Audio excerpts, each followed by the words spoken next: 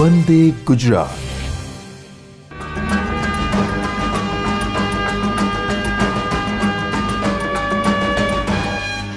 નમસ્કાર, હું ટાંક દીપક. આજે આપણે બાયોલોજી વિષયની અંદર યુનિટ 10 અને પ્રકરણ 14 નિવસન તંત્ર વિશે થોડી વાત કરીશું. નિવસન તંત્ર, સૌપ્રથમ તો વ્યાખ્યા જોઈએ તો નિવસન તંત્ર કોને કહી શકાય? નિવસન તંત્ર એટલે કે જૈવિક અને અજૈવિક પરિબળો જ્યારે એકબીજા સાથે આંતર પ્રક્રિયાઓ કરે છે ત્યારે જે એકમનું સર્જન થાય તેને નિવસન તંત્ર કહે છે. હવે જૈવિક પરિબળ એટલે વિશ્વના તમામ સજીવોનો સમાવેશ થઈ ગયો કે જેની અંદર સૂક્ષ્મ વનસ્પતિથી લઈ અને મહાકાય પ્રાણીનો સમાવેશ કરી શકાય.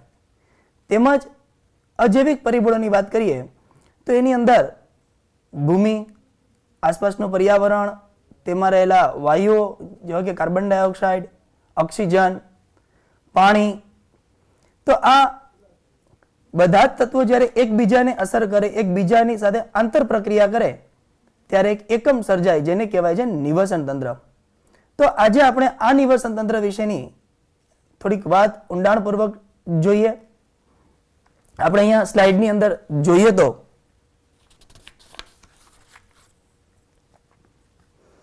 સૌપ્રથમ તો એના વિશેની પ્રાથમિક માહિતી છે જેની અંદર પ્રકૃતિનો ક્રિયાત્મક એકમ કે જે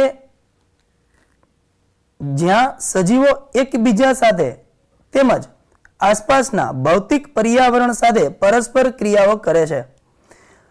અહીંયા સજીવો એકબીજા સાથે તો ખરા જ, પ્લસ આસપાસના પર્યાવરણ સાથે પણ પ્રક્રિયા કરવાના છે જેના પરિણામ સ્વરૂપ કંઈક નિપજ મળશે અને નિપજ સ્વરૂપ નિવસન તંત્રનું સર્જન થશે. અહીંયા પૃથ્વી ઉપર વિવિધ આકારના નિવસન તંત્રો જોવા મળે છે. જેમાં આપણે વાત કરીએ તો નાના તળાવથી લઈ અને વિશાળ મહાસાગર એક નિવસન તંત્ર તરીકે છે. આપણે એવું પણ કહી શકીએ કે નાના ખાબોચિયાનું પણ નિવસન તંત્ર હોઈ શકે અને વિશાળ મહાસાગરનું પણ નિવસન તંત્ર છે. ઘણીવાર તો જે પરિસ્થિતિવિદો છે તેઓ જીવાવરણને પણ વૈશ્વિક નિવસન તંત્ર તરીકે જુએ છે. આપણે આ નિવસન તંત્રોને અભ્યાસની સરળતા ખાતર અલગ અલગ નાના નાના સમૂહની અંદર વેચી દઈએ તો સૌપ્રથમ સ્થળજ નિવસન તંત્ર કે જેની અંદર આપણે તૃણભૂમિ એટલે કે ઘાસનું જે વિસ્તાર છે તેનો સમાવેશ કરીએ, રણ પ્રદેશનો સમાવેશ કરીએ, જંગલનો સમાવેશ કરીએ. તો સ્થળજની અંદર તૃણભૂમિ, રણ અને જંગલ નિવસન તંત્ર. તેવી જ રીતે જલજ નિવસન તંત્રની વાત કરીએ તો તળાવ, સરોવર, નદી, વેલાનદ મુખી અને જલ પ્લવિત ભૂમિ. અહીંયા વેલાનદ મુખીનો અર્થ થાય કે દરિયા સાથે જ્યાં નદી ભળે છે ત્યાં મુખ્ય ત્રિકોણ પ્રદેશ સર્જાય તેવો ક્ષારતાવાળો વિસ્તાર એટલે વેલાનદ મુખી વિસ્તાર. તો ત્યાંનું પણ એક નિવસન તંત્ર હોય. તેવી જ રીતે કૃત્રિમ વાત કરીએ, માનવ સર્જિત નિવસન તંત્રની વાત કરીએ તો ઘરમાં રહેલું એક નાનકડું એવું માછલી ઘર અથવા તો વિશાળ માછલી ઘર એ પણ એક નિવસન તંત્ર તરીકે વર્તે છે. તેમજ આપણા જે કૃષિ ક્ષેત્રો છે, જે ખેતરો બધા જ, તે તમામ ખેતરનો ઉલ્લેખ આપણે એક નિવસન તંત્ર તરીકે કરી શકીએ છીએ. હવે આ જે નિવસન તંત્ર છે એ નિવસન તંત્રની રચનાની વાત કરીએ તો રચનાની અંદર આપણે જૈવિક સમાજ, અજૈવિક સમાજ તેની વાત કરીશું. તો સૌપ્રથમ તો બંધારણમાં જૈવિક સમાજ તરીકે આગળ વાત થઈ એ મુજબ સૂક્ષ્મથી મહાકાય સજીવોનો સમાવેશ કરી શકાય. કોઈ પણ નિશ્ચિત વિસ્તારની અંદર સૂક્ષ્મમાં સૂક્ષ્મ સજીવથી લઈ અને તે જ વિસ્તારમાં મહાકાય સજીવો, એ મહાકાય વનસ્પતિ હોઈ શકે કે મહાકાય પ્રાણી હોઈ શકે, તેનો સમાવેશ આપણે જૈવિક સમાજની અંદર કરીએ છીએ. તેવી જ રીતે અજૈવિક પરિબળો એટલે કે અજૈવિક દ્રવ્યોનો જથ્થો, તો તેની અંદર સમાવેશ કરીએ કે જે તે નિશ્ચિત વિસ્તારમાં રહેલા કાર્બનિક દ્રવ્યો, અકાર્બનિક દ્રવ્યો, ત્યાંની ભૂમિનું બંધારણ, તાપમાન અને કાર્બન ડાયોક્સાઇડનું પ્રમાણ. તો આ બધું જ એ અજૈવિક પરિબળો તરીકે આપણે ઉલ્લેખી શકીએ છીએ. તદુપરાંત પરિસ્થિતિકીય નિયમન. હવે આ પરિસ્થિતિકીય નિયમન પણ તેના બંને જે જૈવિક પરિબળો અને અજૈવિક પરિબળો પર અસર કરતા છે. આપણે થોડીક ઊંડાણપૂર્વક વ્યાખ્યાનો વિચાર કરીએ તો જૈવિક અને અજૈવિક ઘટકોની આંતર પ્રક્રિયાના પરિણામે એક ભૌતિક રચના વિકસે છે જે નિવસન તંત્રની લાક્ષણિકતા છે. મતલબ કે નિવસન તંત્ર એટલે ભૌતિક અને ભૌતિક પર્યાવરણ એક ભૌતિક રચના સર્જાય કે જેની અંદર જૈવિક અને અજૈવિક બંને ઘટકો એકબીજા સાથે આંતર પ્રક્રિયા કરતા હોય છે. હવે આ નિવસન તંત્રની અંદર આપણે વિવિધ સ્તરીકરણનો અભ્યાસ કરીએ તો નિવસન તંત્રમાં વનસ્પતિ અને પ્રાણી જાતિની ઓળખ, સંખ્યા અને તેનું સંગઠન રજૂ કરે છે. એટલે કે નિવસન તંત્રની અંદર વિવિધ પ્રકારની વિવિધ જાતિઓની વનસ્પતિ આવેલી હશે, વિવિધ જાતિઓના પ્રાણીઓ આવેલા હશે, અલગ અલગ નિવસન તંત્રની અંદર તેમની સંખ્યાઓ વિભિન્ન હશે. આ બધું જ ભેગું મળશે અને સંગઠન રચાશે ત્યારે નિવસન તંત્રની રચના થશે. આ નિવસન તંત્રમાં વિવિધ સ્તરે રહેલા વિભિન્ન ઉર્ધ્વસ્થ વિતરણને સ્તરીકરણ કહેવાય. મતલબ કે અહીંયા નિવસન તંત્રની અંદર અલગ અલગ સ્તરો રહેલા છે. નિવસન તંત્રની અંદર ઉદાહરણ તરીકે લઈએ કે જંગલ, તો જંગલ નિવસન તંત્રની અંદર આપણે તૃણભૂમિનું અથવા તો ઘાસ જ્યાં ઉગેલું હોય એ વિસ્તાર, નાના નાના છોડ હોય તે વિસ્તાર, તો એ નિમ્ન કક્ષાનું નિમ્ન સ્તર છે. તેનાથી થોડુંક કદની અંદર વધારે વનસ્પતિઓ જેમ કે મોટા છોડ, તો તેને આપણે મધ્યમ કદનું સ્તર કહી શકીએ. અને જંગલની અંદર સૌથી ટોચનું સ્તર, પ્રભાવી સ્તર એટલે વૃક્ષનું સ્તર છે કે જે વિશાળ કદની અંદર થોડા મોટા પ્રમાણમાં. તો એ આ ત્રણ સ્તરોની અંદર જંગલને આપણે વેચી શકીએ છીએ કે જેમાં સજીવો ખૂબ જ નિમ્ન સ્તરે, મધ્યમ સ્તરે અને ઉચ્ચ સ્તરે ગોઠવાયેલા છે. આ બધું તેના કદના આધારે આપણે વિતરણ કરેલું છે. તો આવી જ રીતે અન્ય સ્તરો પણ હોઈ શકે છે. રણ પ્રદેશમાં અલગ સ્તર હોઈ શકે, જંગલની અંદર અલગ સ્તર, તૃણ પ્રદેશ જે છે તેની અંદર પણ આ સ્તરોનું પ્રમાણ અલગ અલગ જોવા મળે. તેવી જ રીતે આપણે વાત કરીએ પાણીના સંદર્ભમાં જલજ નિવસન તંત્રની, તો જલજ નિવસન તંત્રની અંદર તળાવનો વિચાર કરીએ તો તળાવની અંદર પણ આવું પ્રકાશને આધારે સ્તરીકરણ રહેલું હોય છે. તો આ જે સ્તરીકરણ છે એનો અભ્યાસ આપણે કરીએ તો જંગલમાં આપણે વાત કરીએ મુજબ કે વૃક્ષોનું સર્વોચ્ચ સ્તર, ક્ષુપનું દ્વિતીય સ્તર, છોડ કે તૃણનું આપણે નિમ્ન સ્તર તરીકે ઓળખીએ છીએ. અહીંયા આ તમામ સ્તરોમાં વસતા સજીવો અને પર્યાવરણીય ઘટકો એ બધા જ ભેગા મળી અને નિવસન તંત્રની ઉત્પાદકતા, વિઘટન, શક્તિ પ્રવાહ અને પોષણ ચક્ર માટે એક એકમ તરીકે કાર્ય કરે છે. નિવસન તંત્રનું જે કોઈ કાર્ય છે આ મુખ્યત્વે ઉત્પાદકતા, વિઘટન, શક્તિ પ્રવાહ અને પોષણ ચક્ર એ જૈવિક અને અજૈવિક બંને પરિબળો દ્વારા થાય છે. તો ચાલો આપણે એક જલજ નિવસન તંત્રના ઉદાહરણ દ્વારા નિવસન તંત્રનો અભ્યાસ, એનો વધારે ઊંડાણપૂર્વક ખ્યાલ મેળવવા પ્રયત્ન કરીએ. જલજ નિવસન તંત્ર એટલે કે આપણે તળાવનું ઉદાહરણ તરીકે લઈએ છીએ કે જેની અંદર એ તળાવની અંદર નિવસન તંત્રની રચનાની અંદર આવે છે તળાવ. તળાવ એ સ્વયં સ્થાયી અને છીછરા પાણીનું સંગ્રહ સ્થાન છે જે નિવસન તંત્રની જટિલ આંતરક્રિયાઓની સમજ આપે છે. એટલે કે આપણે અહીંયા તમામ નિવસન તંત્રોને ન જોતા માત્ર એક તળાવને જોઈએ તો પણ તેની અંદર આપણે તમામ નિવસન તંત્રની રચના અને કાર્ય જોવા મળે છે. સૌપ્રથમ તેની રચનાની અંદર વાત કરીએ આપણે અજૈવિક પરિબળો વિશેની, તો અજૈવિક પરિબળો તરીકે આપણે પાણી, અકાર્બનિક તેમજ કાર્બનિક દ્રાવ્યો કે જેઓ પાણીમાં દ્રાવ્ય થયેલા હોય તે આવેલા હોય. તદુપરાંત તળાવના તળિયે સેન્દ્રિય તત્વો સભર માટીની જમાવટ થયેલી હોય, કારણ કે જે તળાવની જે ભૂમિ બનેલી હોય એ તેમાં તરતા દ્રવ્યો તેમજ તેના જે પ્રાણીઓ કે વનસ્પતિઓ મૃત થઈ ગયેલા હોય તે ત્યાં તળિયે દટાયેલા હોય, તો ત્યાં એક ખાતર એટલે કે સેન્દ્રિય તત્વ સભર તે માટી બને છે. તદુપરાંત અન્ય પરિબળોની વાત કરીએ તો પ્રકાશ, સૂર્ય ઉર્જાનો પ્રવેશ. હવે અહીંયા જે પ્રકાશ છે, સૂર્ય ઉર્જા છે એ તળાવમાં છેક તળિયા સુધી નથી પહોંચતો, તો ત્યાં અલગ પ્રકારના વનસ્પતિઓનો વસવાટ હોય તેનાથી ઉપર કે જ્યાં પ્રકાશ થોડોક પહોંચે છે તો ત્યાં અલગ પ્રકારના વનસ્પતિનો હોય, તેનાથી ઉપર કે જે સાવ ઉપરની સપાટીનો વિચાર કરીએ આપણે તો ત્યાં પ્રકાશ સંપૂર્ણ પ્રવેશે છે, તો ત્યાં અલગ પ્રકારની વનસ્પતિ અને પ્રાણીનો સમાવેશ થતો હોય. અહીંયા તદુપરાંત તાપમાન, તો તાપમાનની સીધી અસર તળાવ ઉપર રહેલી છે.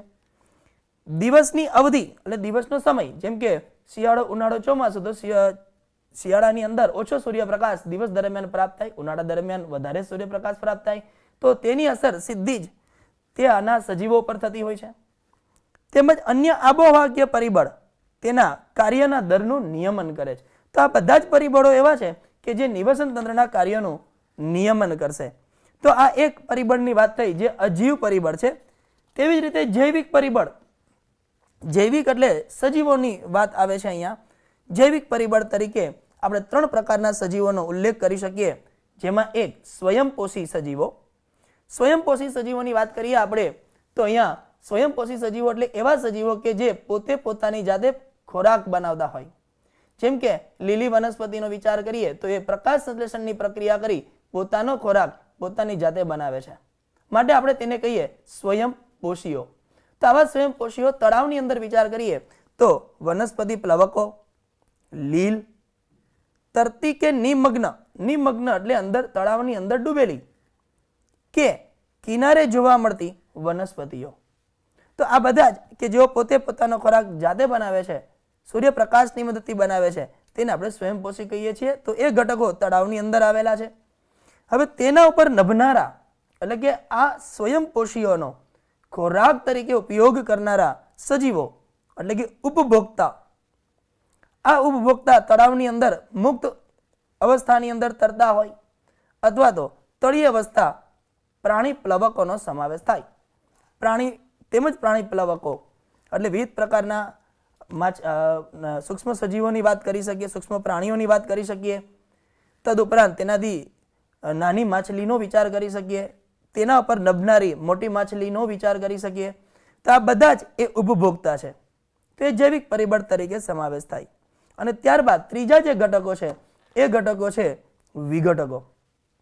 વિઘટકો છે સામાન્ય રીતે ફૂગ, કસાધારીઓ, બેક્ટેરિયા, આ બધા જ તળિયે વિપુલ પ્રમાણમાં જોવા મળે છે કે જ્યાં સ્વયંપોષીઓને ઉપભોક્તા મૃત પામેલા હોય, તેમના દ્રવ્યો તળિયે પહોંચી ગયેલા હોય ત્યારે તે દ્રવ્યોનું વિઘટન કરશે અહીંયા આ વિઘટો.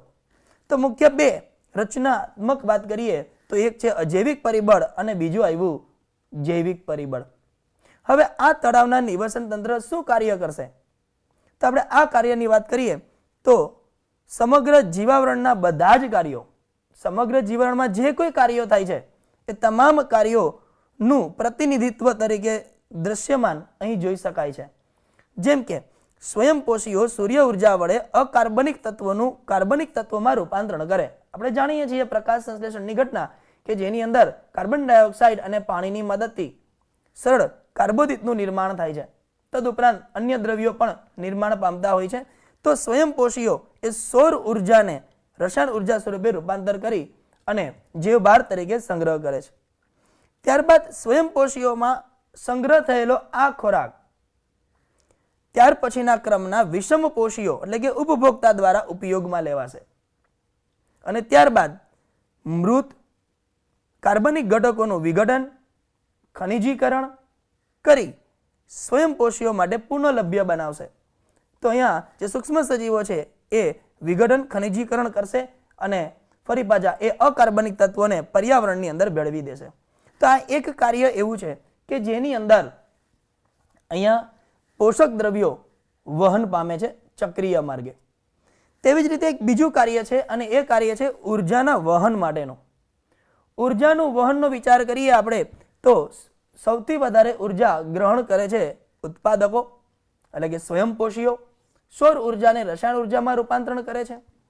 ત્યારબાદ એ ઉર્જા ત્યાર પછીના સ્તરની અંદર એટલે કે ઉચ્ચ પોષક સ્તરોમાં જેમ કે ઉપભોક્તા સ્તરોની અંદર વહન પામે છે. આ દરમિયાન ઉષ્મા સ્વરૂપે ઉર્જા મુક્ત થાય છે. પરિણામ સ્વરૂપ આપણે એવું કહી શકીએ કે ઉર્જા વહન માટે ઉચ્ચ પોષક સ્તરો તરફ ઉર્જાનું એક માર્ગી વહન થાય છે, એક દિશીય વહન થાય છે. જેમ કે ઉત્પાદકોમાંથી ઉપભોગીઓ તરફ અને તેમજ અંતે વિઘટકો તરફ ઉર્જાનું વહન થાય. તથા આ ઉર્જા પર્યાવરણમાં ઉષ્મા સ્વરૂપે અપવ્યય અને ઘટાડો પણ થાય છે. તો અહીં નિવસન તંત્રના મુખ્ય બે કાર્યો જે તળાવમાં જોવા મળે છે, એક છે પોષક દ્રવ્યોનું ચક્રીય સ્વરૂપે વહન અને બીજું ઉર્જાનું એક દિશીય વહન. તો આ બે કાર્યો જે તળાવના નિવસન તંત્રમાં જોવા મળે છે. તો આપણે નિવસન તંત્રની વાત ઉદાહરણ સાથે જોઈ. હવે આ નિવસન તંત્રના અન્ય કાર્યો વિશેની વાત કરીએ કે જે કાર્યોમાં સૌપ્રથમ આવે છે ઉત્પાદકતા. ઉત્પાદકતા એટલે શું? તો કે ઉત્પાદકતાનો મતલબ થાય નિશ્ચિત સમયની અંદર ઉત્પાદન, તેને ઉત્પાદકતા કહેવાય. સામાન્ય રીતે કોઈ પણ નિવસન તંત્ર છે એ નિવસન તંત્રની અંદર વનસ્પતિઓ દ્વારા તમામ સજીવો માટે ખોરાકનું સર્જન થાય છે. હવે આપણે કોઈ ચોક્કસ નિવસન તંત્રની વાત કરતા હોઈએ ત્યારે એને સમયના સંદર્ભમાં સાંકળી લઈએ ત્યારે આપને તેની ઉત્પાદકતા મળે છે. જેમ કે ચોક્કસ સમયગાળા દરમિયાન સ્વતંત્ર સજીવ જાતિ, સમુદાય કે નિવસન તંત્ર દ્વારા કાર્બનિક પદાર્થોનો જથ્થો એટલે કે જે પ્રકાશ સંશ્લેષણ દ્વારા જથ્થો બને છે તે કે જૈવભારના ઉત્પાદનને ઉત્પાદકતા કહેવાય છે. તો અહીંયા ચોક્કસ સમય સાથે આપણે સાંકળી તો બીજા અર્થમાં એવું કહી શકાય કે જૈવભારના ઉત્પાદનની માત્રા એટલે કે પ્રમાણ ને ઉત્પાદકતા કહેવાય. જૈવભાર એટલે સજીવોનું દ્રવ્યમાન જે અસ્તિત્વમાં હોય. વનસ્પતિ પ્રકાશ સંશ્લેષણ દ્વારા જે ખોરાક બનાવે છે તે ખોરાક વપરાઈ ગયા પછી તે વૃદ્ધિ અને વિકાસના અંતે નવા પર્ણો, નવા પ્રકાંડ, નવી શાખાઓનું નિર્માણ કરે છે. તો તે આપણે જૈવભાર તરીકે સાંકળી લઈએ છીએ. નિવસન તંત્રની ક્રિયાશીલતા અને સ્થાયીપણા માટે સૂર્ય ઉર્જા સતત પ્રવેશ આધારભૂત છે. અહીં નિવસન તંત્રને લાંબો સમય સુધી ટકાવી રાખવું હશે તો સતત એને ઉર્જા મળવી જરૂરી છે. કારણ કે નિવસન તંત્રની અંદર વસતા તમામ સજીવોને પોતાના કાર્યો કરવા માટે ઉર્જાની જરૂરિયાત છે. આપણે અહીં નિવસન તંત્રના પ્રકારો વિશેની થોડીક વાત કરી લઈએ. તો નિવસન તંત્રના પ્રકારોમાં એક આવશે એ નિવસન તંત્રના પ્રકારોમાં ખાસ કરીને ઉત્પાદકતાના સંદર્ભમાં તો ઉત્પાદકતાના મુખ્યત્વે બે પ્રકાર લઈ શકીએ આપણે. એક છે પ્રાથમિક ઉત્પાદકતા અને બીજું દ્વિતીયક ઉત્પાદકતા. પ્રાથમિક ઉત્પાદકતાની વાત કરીએ તો પ્રાથમિક ઉત્પાદકો દ્વારા જે કઈ ઉત્પાદન થાય છે તેને આપણે પ્રાથમિક ઉત્પાદકતા તરીકે ઓળખીશું. પ્રાથમિક ઉત્પાદકો એટલે કે લીલી વનસ્પતિઓ. લીલી વનસ્પતિઓ જે કોઈ નિવસન તંત્રની અંદર ખોરાકનું સર્જન કરે છે નિશ્ચિત સમયની અંદર નિશ્ચિત વિસ્તારમાં, ત્યારે આપણે તેને પ્રાથમિક ઉત્પાદન તરીકે ઓળખીએ છીએ. આ પ્રાથમિક ઉત્પાદન અને પ્રાથમિક ઉત્પાદકતાના બે પ્રકારો આપણે જોઈએ છીએ. અહીં જોઈએ તો પ્રાથમિક ઉત્પાદકતા પ્રાઇમરી પ્રોડક્ટિવિટી ચોક્કસ સમયે પ્રતિ એકમ વિસ્તારમાં ઉત્પાદકો દ્વારા પ્રકાશ સંશ્લેષણ દરમિયાન ઉત્પન્ન થતા જૈવભાર કે કાર્બનિક પદાર્થોની માત્રા એટલે ચોક્કસ સમયની અંદર જે કોઈ નિર્માણ થાય છે નિશ્ચિત વિસ્તારની અંદર તેને આપણે કહીએ છીએ પ્રાથમિક ઉત્પાદકતા. હવે આ પ્રાથમિક ઉત્પાદકતા કેટલા પ્રમાણમાં બની છે તેનું આપણે માપન કરવું હોય તો આપણે એકમ તરીકે વાપરી શકીએ ગ્રામ પ્રતિ મીટર સ્ક્વેર. એટલે કે 1 મીટર ક્ષેત્રફળની અંદર કેટલા ગ્રામ જૈવભારનું સર્જન થયું છે. અથવા તો ઉર્જાના સંદર્ભમાં એકમ લઈએ તો કિલો કેલરી પ્રતિ મીટર સ્ક્વેર. એટલે કે 1 મીટરના ક્ષેત્રફળમાં કેટલી કિલો કેલરી ઉર્જાનો સંગ્રહ થયો છે તેને આપણે પ્રાથમિક ઉત્પાદકતા કહીશું. હવે અહીંયા આ જે અલગ અલગ નિવસન તંત્રની વાત કરીએ છીએ કે જંગલનું નિવસન તંત્ર, રણ પ્રદેશનું નિવસન તંત્ર, તૃણ પ્રદેશનું નિવસન તંત્ર, પાણીનું નિવસન તંત્ર, તો આ બધા જ નિવસન તંત્રોની જે પ્રાથમિક ઉત્પાદકતા છે તે અલગ અલગ છે. કારણ કે એ અલગ અલગ નિવસન તંત્રોની અંદર વનસ્પતિઓની જાતિઓ અલગ અલગ છે. એ વનસ્પતિઓની ખોરાક બનાવવાની ક્ષમતા અલગ અલગ છે. તદુપરાંત આ નિવસન તંત્રમાં પર્યાવરણીય પરિબળો, પોષક તત્વોની હાજરી અને પ્રકાશ સંશ્લેષણની ક્ષમતા બધા પર અસર કરતા છે.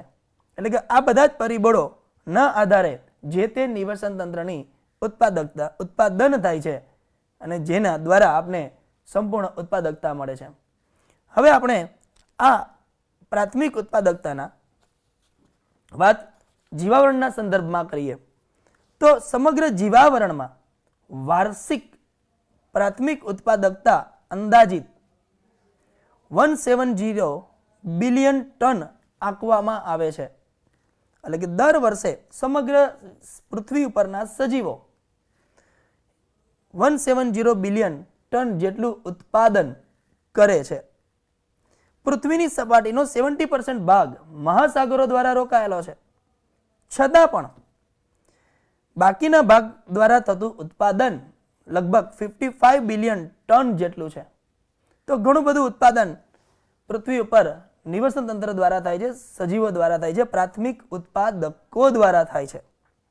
હવે આ નિવસન તંત્ર, ધારો કે જંગલનું નિવસન તંત્ર છે અને સામે તળાવનું નિવસન તંત્ર છે, બંનેની આપણે ઉત્પાદકતાની દ્રષ્ટિએ તુલના કરવી હોય ત્યારે આપણે એકમોની અંદર ગ્રામ પ્રતિ મીટર સ્ક્વેર પ્રતિ વર્ષ, એટલે કે એક વર્ષની અંદર 1 મીટર ક્ષેત્રફળની અંદર કેટલા ગ્રામ જૈવભારનું સર્જન થયું છે તેમના દ્વારા, અથવા તો ઉર્જાના સંદર્ભમાં કિલો કેલરી પ્રતિ મીટર સ્ક્વેર પ્રતિ વર્ષ, એટલે કે એક વર્ષની અંદર 1 મીટર ક્ષેત્રફળમાં કેટલા કિલો કેલરી ઉર્જા સંગ્રહિત થઈ છે તેના આધારે આપણે નિવસન તંત્રોની ઉત્પાદકતા જાણી અને તેમની તુલના કરી શકીએ છીએ. હવે આ જે પ્રાથમિક ઉત્પાદકતા છે તેને આપણે બે અન્ય પ્રકારોમાં વહેંચી શકીએ. એક, કુલ પ્રાથમિક ઉત્પાદકતા. કુલ એટલે સંપૂર્ણ, જેને આપણે કહીએ છીએ GPP, gross primary productivity. GPP કુલનો મતલબ થાય છે કે અહીંયા પ્રકાશ સંશ્લેષણ દરમિયાન પદાર્થોના ઉત્પાદનનો દર એ એક નિવસન તંત્રની જીપીપી છે. મતલબ કે પ્રકાશ સંશ્લેષણ દ્વારા જે કોઈ બને છે, જે કઈ દ્રવ્ય વનસ્પતિ બનાવે છે, એ તમામનો સમાવેશ આપણે કુલ પ્રાથમિક ઉત્પાદકતામાં કરીએ છીએ. આ ઉત્પાદકતાનું માપન કરવું હશે તો આપણે હરિતદ્રવ્ય પ્રતિ ગ્રામ શુષ્ક વજન પ્રતિ એકમ ક્ષેત્રફળ લઈ શકીએ. એટલે કે એક એકમ ક્ષેત્રફળમાં 1 ગ્રામ શુષ્ક વજન પ્રતિ હરિતદ્રવ્ય, એટલે કે હરિતદ્રવ્યનું જે પ્રમાણ છે એ પ્રમાણના આધારે આપણે માપન કરી શકીએ. તદુપરાંત એના પ્રક્રિયાના સંદર્ભમાં વિચાર કરીએ તો સ્થાપિત CO2 પ્રતિ ગ્રામ હરિતદ્રવ્ય પ્રતિ કલાક, એટલે કે દર કલાકે 1 ગ્રામ હરિતદ્રવ્ય એ કેટલા કાર્બન ડાયોક્સાઇડનું સ્થાપન કરેલું છે તેના માપન દ્વારા, એટલે કે જ્યારે કાર્બન ડાયોક્સાઇડનું સ્થાપન થશે તો તેના સમપ્રમાણમાં કાર્બોદિતનું નિર્માણ થશે, શર્કરાનું નિર્માણ થશે. તો અહીંયા આપણે આ બંને એકમો દ્વારા કુલ પ્રાથમિક ઉત્પાદકતા મેળવી શકીએ છીએ. બીજી વાત કરીએ તો બીજા ઘટક તરીકે વાસ્તવિક પ્રાથમિક ઉત્પાદકતા. વાસ્તવિક પ્રાથમિક ઉત્પાદકતા એટલે NPP, net primary productivity. GPP માંથી શ્વસન દરમિયાન થતા ઘટાડાને બાદ કરતા એનપીપી મળે છે અને આ એનપીપી એ વિષમપોષીઓ માટે ઉપલબ્ધ છે. આપણે વિચાર કરીએ કે વનસ્પતિ જે સમગ્ર દ્રવ્યો, ઘણા બધા દ્રવ્યો બનાવે છે, પ્રકાશ સંશ્લેષણની ક્રિયા દ્વારા ઘણી બધી ઉર્જાનો સંગ્રહ કરે છે, વૃદ્ધિ વિકાસ પામે છે, ઘણી શાખાઓનું નિર્માણ કરે છે, પર્ણોનું નિર્માણ કરે છે અને જૈવભાર સ્વરૂપે સંગ્રહ કરે છે. હવે આ વનસ્પતિઓને પર્ણોની ટોચ સુધી અથવા તો મૂળ સુધી પાણી અને ખોરાકના વહન કરવા માટે ઉર્જાની જરૂર પડશે. વિવિધ વૃદ્ધિની પ્રક્રિયા માટે, કોષ વિભાજનની પ્રક્રિયા માટે ઉર્જાની જરૂર પડશે. ત્યારે એ પોતાને બનાવેલા ખોરાકનું શ્વસન કરશે અને તેના દ્વારા ઉર્જા મુક્ત કરશે અને એ ઉર્જાના ઉપયોગ દ્વારા તે વૃદ્ધિ, વિકાસ, પ્રજનન વગેરે કાર્યો કરશે. તો વનસ્પતિ જે કુલ પ્રાથમિક ઉત્પાદક ઉત્પન્ન કરે છે તેમાંથી વનસ્પતિ જે પોતે વાપરે છે શ્વસનની પ્રક્રિયા દરમિયાન તેને આપણે બાદ કરીશું. તેને બાદ કરતા જે કોઈ આંકડો વધે છે, જે કોઈ જીવ ભાર વનસ્પતિના શરીરમાં સંચિત થાય છે તેને આપણે નેટ પ્રાઇમરી પ્રોડક્ટિવિટી એટલે કે વાસ્તવિક પ્રાથમિક ઉત્પાદકતા તરીકે ઓળખીએ છીએ. હવે એ એના શરીરમાં સંગ્રહ પામશે અને વનસ્પતિ નો ઉપયોગ ત્યાર પછીના સ્તરના સજીવો એટલે કે તૃણાહારી સજીવો કરશે. તો એ તૃણાહારી સજીવોને પ્રાથમિક ઉત્પાદકતા પ્રાપ્ત થવાની છે. એના પછી આગળ વાત કરીએ તો દ્વિતીયક ઉત્પાદકતાની વાત આવશે. દ્વિતીયક ઉત્પાદકતા, તો દ્વિતીયક ઉત્પાદકતા એટલે ઉપભોક્તાઓ દ્વારા નવા કાર્બનિક પદાર્થોના નિર્માણના દર તરીકે આપણે વ્યાખ્યાયિત કરીએ છીએ. દ્વિતીય ઉત્પાદકતાની અંદર હમણાં જ વાત થઈ મુજબ કે જે તૃણાહારી પ્રાણીઓ છે એ તૃણાહારી પ્રાણીઓ વનસ્પતિમાંથી દ્રવ્યોને ગ્રહણ કરશે અને પોતે નવા દ્રવ્યો બનાવશે. આપણે એક ઉદાહરણ દ્વારા સમજીએ તો વનસ્પતિમાંથી ધારો કે તૃણાહારી પ્રાણીઓને સ્ટાર્ચ મળે છે. હવે એ સ્ટાર્ચનું તૃણાહારી પ્રાણીઓના અન્ન માર્ગમાં વિઘટન થાય અને ગ્લુકોઝનું નિર્માણ થશે. એ ગ્લુકોઝ તેના શરીરમાં શ્વસનની પ્રક્રિયાઓમાં વપરાશે અથવા તો શરીરની અંદર સંગ્રહ પામશે. તો શરીરની અંદર સંગ્રહ એ ગ્લુકોઝ સ્વરૂપે નથી થતો, પરંતુ એ ગ્લુકોઝ તેના યકૃતની અંદર ગ્લાયકોજનના સ્વરૂપમાં રૂપાંતરિત પામે છે. મિત્રો, આપણે જાણીએ છીએ કે ગ્લાયકોજન એ પ્રાણીજ સ્ટાર્ચ છે. તો અહીંયા તૃણાહારીના સ્તરે સ્વાંગીકરણની પ્રક્રિયા દ્વારા એક નવા દ્રવ્યનું સર્જન થયું છે, માટે આપણે તેને દ્વિતીયક ઉત્પાદન કહી શકીએ અને એને નિશ્ચિત સમય સાથે સાંકળી લઈએ તો એને દ્વિતીયક ઉત્પાદકતા કહી શકીએ. આવું જ એક બીજું ઉદાહરણ જોઈએ આપણે તો વનસ્પતિ દ્વારા પ્રાપ્ત થયેલા પ્રોટીન, એ પ્રોટીન અન્ન માર્ગમાં જઈ એમિનો એસિડમાં રૂપાંતર પામે અને એ એમિનો એસિડ દ્વારા પ્રાણીજન્ય પ્રોટીનોનું નિર્માણ થાય. મતલબ કે એક નવું જ ઉત્પાદન આ નિવસન તંત્રની અંદર ઉત્પન્ન થાય. ત્યારે આમ તૃણાહારીના સ્તરે આપણે દ્વિતીય ઉત્પાદકતા એવા શબ્દનો ઉલ્લેખ કરીશું. તો અહીંયા દ્વિતીયક ઉત્પાદકતા એટલે ઉપભોક્તાઓ દ્વારા નવા કાર્બનિક પદાર્થોનું નિર્માણનો દર તરીકે લઈએ છીએ. ત્યારબાદ વાત કરીએ વાસ્તવિક ઉત્પાદકતા. વાસ્તવિક એટલે શું? તો કે જીવાવરણની અંદર સમગ્ર પૃથ્વી ઉપર કેટલા પ્રમાણમાં ઉત્પાદકતા વાસ્તવિક છેલ્લે અંતે વધે છે.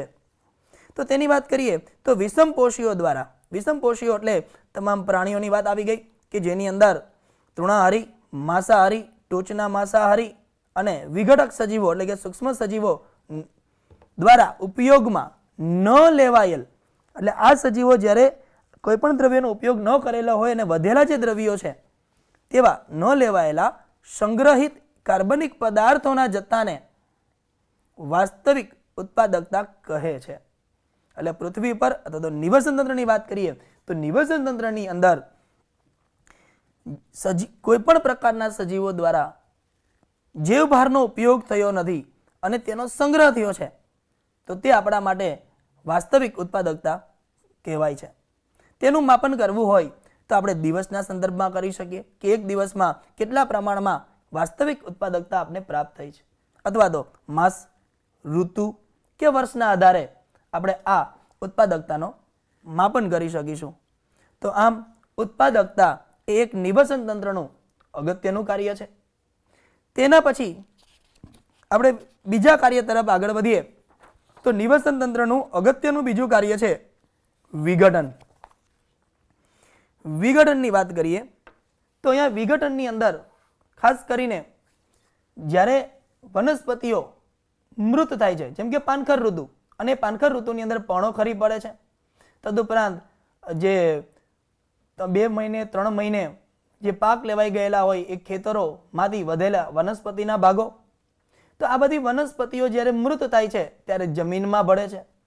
તેવી જ રીતે પ્રાણીઓની વાત કરીએ તો પ્રાણીઓના ઉત્સર્ગ દ્રવ્યો તેમજ તે મૃત્યુ પામે ત્યારે તેમના મૃતદેહો જમીનમાં ભળે છે. જમીનમાં ભળેલા આ દ્રવ્યો એટલે કે વનસ્પતિના મૃતદેહોની વાત કરીએ, પ્રાણીઓના મૃતદેહો અને તેમના ઉત્સર્ગ દ્રવ્યોની વાત કરીએ, અન્ય દ્રવ્યોની વાત કરીએ કે જે જમીનમાં ભળે છે ત્યારે એ જટિલ સ્વરૂપે હોય છે, જટિલ કાર્બનિક સ્વરૂપ હોય છે. એ જટિલ કાર્બનિકનું વિઘટન સૂક્ષ્મ સજીવો દ્વારા થાય અને તેને સરળ કાર્બનિક દ્રવ્યોમાં ફેરવવામાં આવે છે. ત્યારબાદ સરળ કાર્બનિક દ્રવ્યોનું ફરી પાછું વિઘટન થાય અને અકાર્બનિક દ્રવ્યોમાં રૂપાંતરિત કરવામાં આવે છે. આ તમામ ક્રિયાવિધિ સૂક્ષ્મ સજીવો દ્વારા થાય છે. હવે અહીં આપણે થોડોક વિચાર કરીએ તો વિઘટન પ્રક્રિયા એ ખૂબ અનિવાર્ય પ્રક્રિયા છે. નિવસન તંત્રની અંદર નવા સજીવોને ઉત્પન્ન કરવા માટે પોષક દ્રવ્યોની જરૂર પડશે. તો આ પોષક દ્રવ્યો મૃત થયેલા સજીવોમાંથી નવા સજીવો માટે લભ્ય આપને વિઘટન પ્રક્રિયા દ્વારા થાય છે કે જે સૂક્ષ્મ સજીવોને આભારી છે. તો અહીંયા વિઘટનની અંદર આપણે વિવિધ તબક્કાનો અભ્યાસ કરીશું કે જે તબક્કાવાર થતી ઘટના છે, જેની અંદર પહેલો તબક્કો અવખંડન આવશે, બીજો તબક્કો ધોવાણ આવશે, ત્રીજો તબક્કો અપચયન, ચોથો તબક્કો ખાતરનું નિર્માણ અને છેલ્લે ખનિજીકરણ તબક્કા વિશેનો અભ્યાસ કરીશું. તો ચાલો આપણે જોઈએ તો વિઘટન પ્રક્રિયા કે જેની અંદર મૃત કે જટિલ કાર્બનિક દ્રવ્યને તોડી તેમાંથી મૂળભૂત દ્રવ્યો જેવા કે CO2, પાણી, પોષકો એટલે કે ખનિજ તત્વો અકાર્બનિક પદાર્થોમાં રૂપાંતરણ કરી જમીનમાં ભળી જવાની પ્રક્રિયા એટલે વિઘટન. આ વિઘટનની અંદર મૃત અવશેષીય ઘટકો એટલે કે મૃત પામેલા જે દ્રવ્યો છે એ દ્રવ્યોની વાત કરીએ તો વનસ્પતિની અંદર પર્ણો, છાલ અને પુષ્પોનો સમાવેશ થાય છે. તદુપરાંત અન્ય ઘટકો પણ આવી શકે. પ્રાણી તો પ્રાણીઓમાં પ્રાણીઓના મૃતદેહ અને મળમૂત્ર કે જેઓ નિર્જીવ છે અને જમીનમાં ભળે છે. તો આ જે કોઈ દ્રવ્યો છે એ બધા જ દ્રવ્યો વિઘટન માટેના કાચા પદાર્થો છે કે જેનું વિઘટન થવાનું છે. વિઘટનના મુખ્ય તબક્કા જોઈએ તો પહેલો આવે છે અવખંડન. અવખંડન એટલે તેને તોડવું, જેમ કે મૃત પક્ષીઓ દાખલા તરીકે અળસિયા છે, એ ઉપરાંત અન્ય સજીવો પણ મૃતભક્ષીઓ જેમ કે કાગડો પણ મૃતભક્ષી કહી શકાય. તો આ જે સજીવો છે, મૃતભક્ષીઓ છે, તે મૃત અવશેષીય પદાર્થને અન્ન માર્ગમાં નાના નાના કણોમાં ખંડિત કરે છે. અહીં આપણે વિચાર કરીએ, આપણે અળસિયા વિશે અભ્યાસ કરી ચૂક્યા છીએ કે એ અળસિયું માટીનો ખોરાક તરીકે ગ્રહણ કરે છે અને તેમાં રહેલા જે દ્રવ્યો છે એ દ્રવ્યોને અન્ન માર્ગની અંદર નાના નાના કણોમાં વિભાજિત કરે છે, એટલે કે તેના ભૌતિક સ્વરૂપની અંદર ફેરફાર કરે છે. આમ મોટા કણો નાના કણોમાં ફેરવાઈ જવાથી ભાવિ વિઘટન માટેની વિસ્તૃત સપાટી પ્રાપ્ત થાય છે, જેના પરિણામે આગળ ઉપરના તબક્કાઓમાં સરળતાથી વિઘટનની પ્રક્રિયા થશે. ત્યાર પછીનો બીજો તબક્કો છે ધોવાણ. ધોવાણ એટલે કે વિઘટનના અંતે જમીનમાં ભળેલા જે દ્રવ્યો છે એ દ્રવ્યો જો જલદ્રાવ્ય હોય તો તેમાં ઓગળી જશે અને તે જમીનમાં ઊંડા સ્તરો તરફ ઉતરશે. જલદ્રાવ્ય અકાર્બનિક પોષકો ભૂમિના સ્તરોમાં પ્રવેશે છે અને અનઉપલબ્ધ ક્ષારો તરીકે અવક્ષેપિત થઈ જાય છે.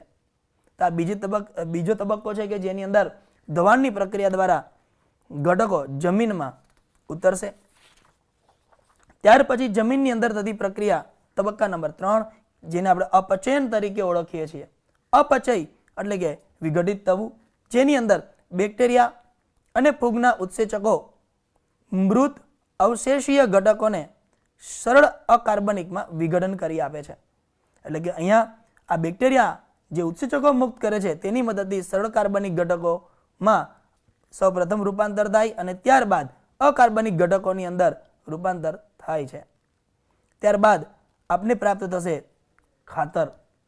ખાતર એટલે સેન્દ્રિયકરણ. જમીનમાં વિઘટન દ્વારા ગાઢ રંગના અસ્ફટિકમય પદાર્થનું નિર્માણ થાય છે, જેને ખાતર કહેવાય છે, સેન્દ્ર કહેવાય છે. હવે અહીંયા આ જે ખાતરનું નિર્માણ થાય છે એ ખાતરની અંદર થતી જે પ્રક્રિયાઓ છે એ ખૂબ જ ધીમી છે. જ્યારે ખાતરનું નિર્માણ થાય છે ત્યારે એ ખાતરની અંદર રહેલા દ્રવ્યો સૂક્ષ્મ જીવાણુઓની પ્રક્રિયા માટે પ્રતિરોધક તરીકે વર્તે છે. તેથી ખાતરની અંદર વિઘટનની પ્રક્રિયાનો જે દર છે એ દર ખૂબ જ ધીમો થઈ જાય છે અને ખૂબ જ ધીમા દરે તેની અંદર વિઘટન તો થાય જ છે, પણ એનો દર ખૂબ ધીમો હોવાથી ધીમે ધીમે ધીમે ધીમે તેમાં રહેલા દ્રવ્યો છૂટા પડતા જાય છે. અહીંયા ખાતરનું નિર્માણ થાય છે એ દરમિયાન અને ખાતરનું ખનિજીકરણ થાય ત્યાં સુધીનો સમયગાળો ઘણો લાંબો જોવા મળે છે. આગળ વાત કરીએ તો સૂક્ષ્મ જીવાણુઓ ક્રિયાઓ માટે પ્રતિરોધક, જેથી તેનું વિઘટન અતિશય ધીમા દરે થાય.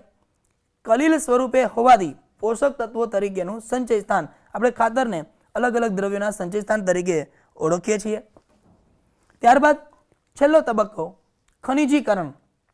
ખાતર ફરીથી સૂક્ષ્મ સજીવો દ્વારા વિઘટન પામે છે અને અકાર્બનિક ઘટકો મુક્ત કરે છે જે વનસ્પતિ માટે પ્રાપ્ય બને. તો ખાતરનું જ્યારે ખનિજીકરણ થાય, ખાતરનું ખનિજોમાં રૂપાંતરણ થાય ત્યારે જ અકાર્બનિક તત્વો વનસ્પતિને પ્રાપ્ય બને છે. વનસ્પતિના મૂળ આ ખનિજ દ્રવ્યોનું શોષણ કરી અને પોતાની જૈવિક અને દૈહિક પ્રક્રિયાઓની અંદર ઉપયોગમાં લે છે. તો આમ 5 તબક્કા દ્વારા આપણે જોયું કે વિઘટન પ્રક્રિયાની અંદર સૌપ્રથમ અવખંડન, ત્યારબાદ ધોવાણ, ત્યારબાદ અપચયન, ત્યારબાદ ખાતરનું નિર્માણ અને ત્યારબાદની અંતિમ પ્રક્રિયા એટલે ખનિજીકરણ, અને ખનિજીકરણના અંતે ખનિજ તત્વો વનસ્પતિને પ્રાપ્ય બને છે. હવે આ જે વિઘટનની પ્રક્રિયા છે એ વિઘટનની પ્રક્રિયા ભલે જમીનમાં થતી હોય, પરંતુ તેને કેટલાક પરિબળો અસર કરે છે. જેમ કે વિચાર કરીએ કે જમીનની અંદર હુંફાળું વાતાવરણ હોય, ભેજવાળું વાતાવરણ હોય ત્યારે બેક્ટેરિયાની વૃદ્ધિ થાય. આપણે જાણીએ છીએ કે આવા વાતાવરણની અંદર બેક્ટેરિયા પ્રજનનની ક્રિયા દ્વારા પોતાની સંખ્યામાં વધારો કરે છે.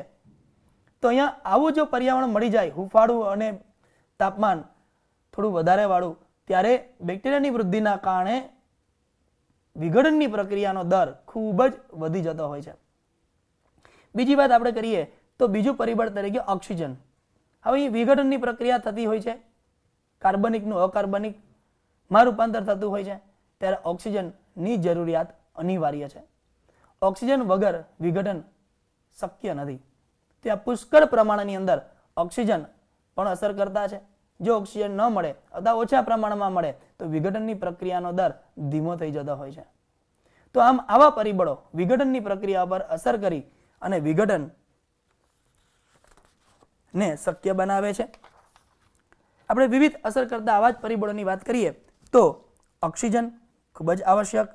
એ ઉપરાંત રાસાયણિક સઘટનો, એટલે જે પદાર્થનું વિઘટન થઈ રહ્યું છે, જે મૃત અવશેષોનું વિઘટન થઈ રહ્યું છે, એની અંદર કયા દ્રવ્યો આવેલા છે એ દ્રવ્યો નક્કી કરશે તે વિઘટનનો દર.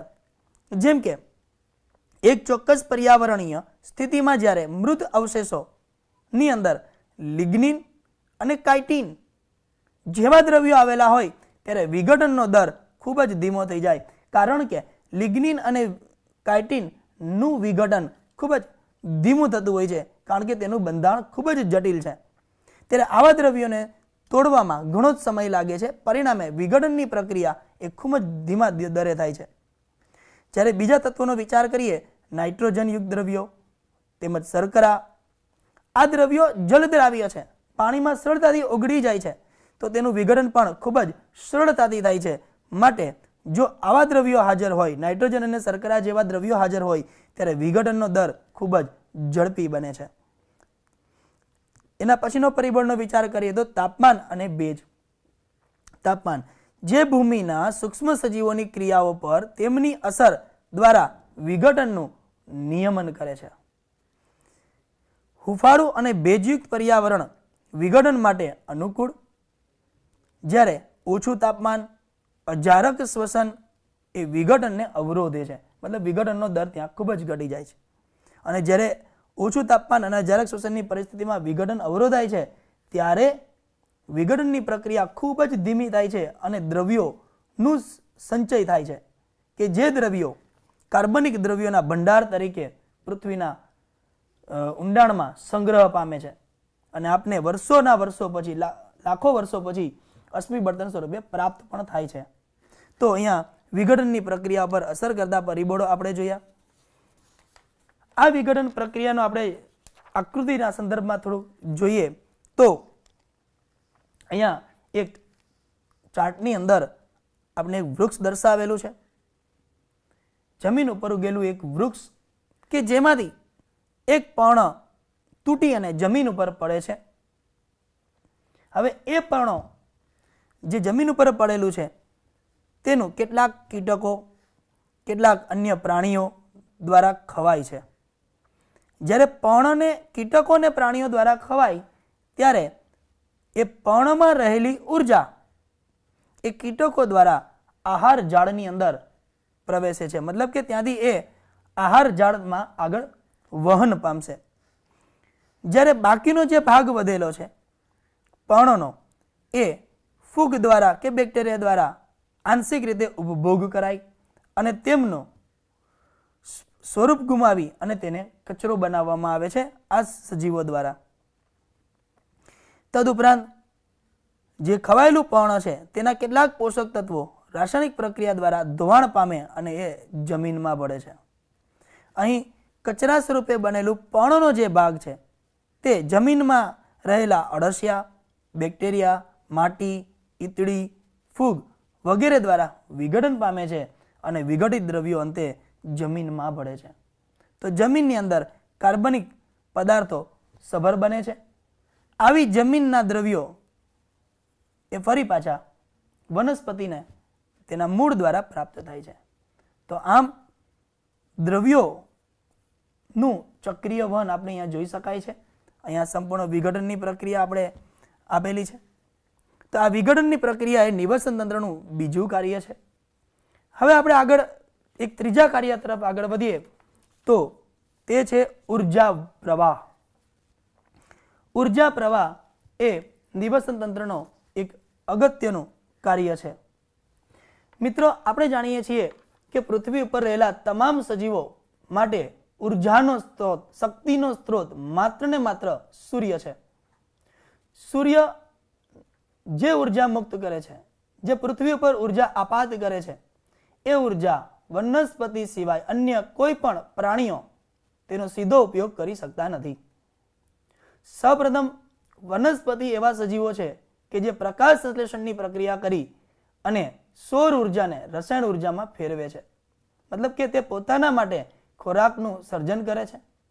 હવે એ જે ખોરાકનું સર્જન કરે છે એ પોતે પણ ઉપયોગમાં લે છે અને વિશ્વના તમામ પ્રાણીઓ છે, સૂક્ષ્મ સજીવો છે, તેમને પણ પ્રાપ્ત થાય છે.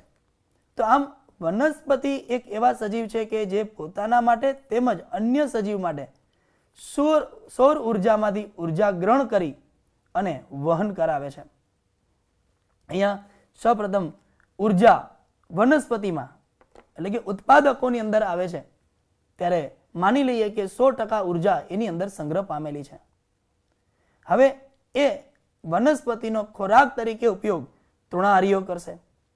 એટલે કે આપણે એ જે વનસ્પતિ છે એના સંપૂર્ણ ભાગનો ઉપયોગ તો લગભગ કોઈ તૃણાહારી કરતું જ નથી, પણ માની લઈએ છીએ કે તૃણાહારી પ્રાણી એ સંપૂર્ણ છોડ કે સંપૂર્ણ વૃક્ષને ખાઈ જાય છે તો તેને 100% ઉર્જા પ્રાપ્ત થાય. પરંતુ આપણે જાણીએ છીએ કે તેનો થોડાક ભાગનો ઉપયોગ પોતે કરશે. એ તૃણાહારીનો ખોરાક તરીકે ઉપયોગ માંસાહારીઓ કરશે અને માંસાહારીઓનો ખોરાક તરીકે ઉપયોગ ટૂંચના માંસાહારીઓ કરશે. હવે આ વિભિન્ન નિવસન તંત્રના આ વિભિન્ન સ્તરોની અંદર આપણે ઉર્જાનો વિચાર કરીએ તો ઉત્પાદકના સ્તરે લીલી વનસ્પતિ જે ઉર્જા ગ્રહણ કરે છે એમાંથી થોડીક પોતાના દૈહિક કાર્યો માટે વાપરશે અને બાકીની ઉર્જા તે પોતાના શરીરની અંદર સંગ્રહ કરશે. આ સંગ્રહાયેલી ઉર્જા તૃણાહારીઓને પ્રાપ્ત થશે. તૃણાહારીઓ ઉર્જા પોતાના દૈહિક કાર્યોમાં વાપરશે, જેવા કે શ્વસનનું કાર્ય, હૃદય ધબકવાની ક્રિયા, રુધિર પરિવહનની ક્રિયા, વિવિધ દેહ ધાર્મિક કાર્યો કરવા માટે કરશે અને બાકીની ઉર્જાનો સંગ્રહ કરશે. બાકીની ઉર્જા જીવભાર તરીકે સંગ્રહ પામશે, જેનો ઉપયોગ તેના પછીના સ્તરના એટલે કે માંસાહારી પ્રાણીઓ, તો માંસાહારી પ્રાણીઓને એ તૃણાહારીઓના જીવભારમાં સંગ્રહાયેલી ઉર્જા પ્રાપ્ત થશે. માંસાહારીઓ ફરી પાછા એ ઉર્જાનો ઉપયોગ કરશે પોતાના દૈહિક કાર્યોમાં અને બાકીની ઉર્જાને જીવભારમાં સંગ્રહિત કરશે. માંસાહારીઓમાં સંગ્રહ પામેલો ઉર્જાનો જથ્થો જીવભાર સ્વરૂપે હોય, જેનો ઉપયોગ ટોચના માંસાહારીઓ કરશે. તો મિત્રો આપણે આ તબક્કાઓની અંદર ઉર્જા પ્રવાહની વાત કરીએ ત્યારે સ્પષ્ટ જોઈ શકીએ છીએ કે ઉત્પાદકો તરફથી એટલે કે લીલી વનસ્પતિઓ તરફથી ટોચના માંસાહારીઓ તરફ જઈએ તેમ તેમ ઉર્જાનો જથ્થો ઘટતો જાય છે. એટલે આપણે કહી શકીએ કે ઉર્જાનું વહન ઉત્પાદકોથી ટોચના માંસાહારીઓ સુધી એક દિશાની અંદર એક માર્ગે થતું જોવા મળે છે. આપણે થોડોક આનો ઊંડાણપૂર્વક અભ્યાસ કરીએ તો તમામ નિવસન તંત્ર માટે ઉર્જાનો સ્ત્રોત સૂર્ય. આપાત સૌર વિકિરણના 50%થી ઓછો પ્રકાશ પાર PAR એટલે કે ફોટોસિન્થેટિક એક્ટિવ રેડિયેશન, ગુજરાતીમાં આપણે એને કહીએ પ્રકાશ સંશ્લેષીય સક્રિય વિકિરણમાં પરિણમે છે. એટલે કે પ્રકાશ સંશ્લેષણમાં ઉપયોગમાં લેવાય છે, પ્રાપ્ત થાય છે. વનસ્પતિઓ માત્ર 2 થી 10% પાર ગ્રહણ કરે છે. સૂર્ય દ્વારા પૃથ્વી ઉપર આવતો જે પ્રકાશનો જથ્થો છે એ પ્રકાશના જથ્થામાંથી માત્ર ને માત્ર 2 થી 10% જ સૂર્યપ્રકાશનો ઉપયોગ પૃથ્વીની તમામ વનસ્પતિઓ કરે છે અને તેના દ્વારા જે ઉર્જા ઓછી માત્રા સમગ્ર સજીવ વિશ્વને ટકાવી રાખે છે. આપણે વિચાર કરીએ કે પૃથ્વી પર આવેલા પ્રકાશના જથ્થામાંથી માત્ર 2 થી 10% પ્રકાશ દ્વારા જે કંઈ ઉત્પાદન થાય છે એ ઉત્પાદન દ્વારા પૃથ્વીના તમામ સજીવો પૃથ્વી પર જીવંત અવસ્થામાં રહી શકે છે. વનસ્પતિ દ્વારા ગ્રહિત ઉર્જા નિવસન તંત્રમાં સજીવો દ્વારા પ્રત્યક્ષ કે પરોક્ષ રીતે વહન પામે છે. થર્મોડાયનેમિક્સનો નિયમ આપણે મિત્રો પ્રથમ નિયમની વાત કરીએ તો આપણે જાણીએ છીએ કે ઉર્જા સંગ્રહી શકાતી નથી કે ઉર્જા નિર્માણ થતી નથી કે ઉર્જાનો નાશ થતો નથી. તે માત્ર એક સ્વરૂપમાંથી બીજા સ્વરૂપમાં રૂપાંતરણ પામે છે. વિશ્વમાં ઉર્જાનો જથ્થો અચળ છે. તો આ નિયમ મુજબ ઉર્જાનું વહન ઉત્પાદકમાંથી ઉપભોગીઓ અને ઉપભોગીઓમાંથી અંતે વિઘટન થઈ અને ફરી પાછી પર્યાવરણમાં એ ઉર્જા મુક્ત થઈ જાય છે. થર્મોડાયનેમિક્સના બીજા નિયમનો થોડોક વિચાર કરીએ તો તે મુજબ કે જ્યારે ઉર્જાનું રૂપાંતરણ થતું હોય ત્યારે કેટલીક ઉર્જા ઉષ્મા સ્વરૂપે છૂટી પડે છે. વિશ્વનો કોઈ પણ સજીવ આ ઉષ્મા સ્વરૂપે મુક્ત થયેલી ઉર્જાને ગ્રહણ કરી શકતો નથી. મતલબ કે તેનું ચક્રીય વહન શક્ય નથી. તો આમ બીજા નિયમ મુજબ જરૂરી અણુઓના નિર્માણ માટે સતત ઉર્જા મળવી જરૂરી છે, જેથી વધતા જતા અવ્યવસ્થાપન સામે સંકલિત કાર્ય પદ્ધતિ દ્વારા સંઘર્ષ કરી શકે. મિત્રો અહીંયા ઉર્જા પ્રવાહની અંદર જ્યારે ઉષ્મા સ્વરૂપે ઉર્જા વ્યય પામે છે અને એ ઉષ્માનો કોઈ ઉપયોગ ન કરી શકવાથી જે તે સજીવ તંત્રમાં ઉર્જાની ઉણપ સર્જાય. પરિણામ સ્વરૂપ એ સજીવ તંત્રમાં અવ્યવસ્થાનું પરિમાણ સર્જાય. અવ્યવસ્થાના પરિણામે એન્ટ્રોપીનું નિર્માણ થાય અને એ સજીવ તંત્ર ખોરવાઈ જાય. તો આને દૂર કરવા માટે ઉષ્મા સ્વરૂપે જે ઉર્જાનો જથ્થો દૂર થઈ ગયેલો છે તેને ભરપાઈ કરવા માટે સતત સૌર ઉર્જા સજીવને વનસ્પતિને મળવી અનિવાર્ય છે. તો આમ અહીંયા અને એ ઉર્જા દ્વારા સતત તે સંઘર્ષ કરી શકે અને પૃથ્વી પર ટકી શકે.